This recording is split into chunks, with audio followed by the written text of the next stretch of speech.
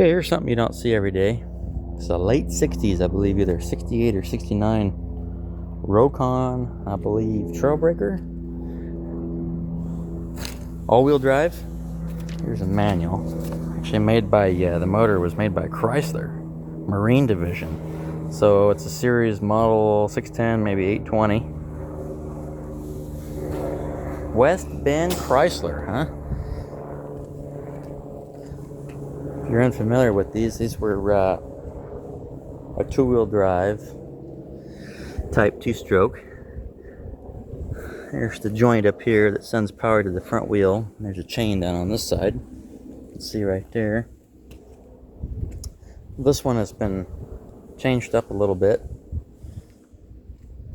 We've got these aftermarket type fenders.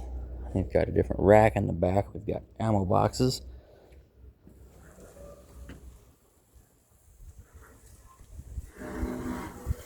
Different tank. There's the original tank back there. It's pretty cool.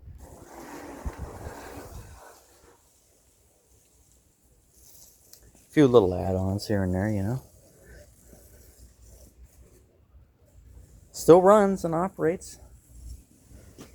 Press in, turns over.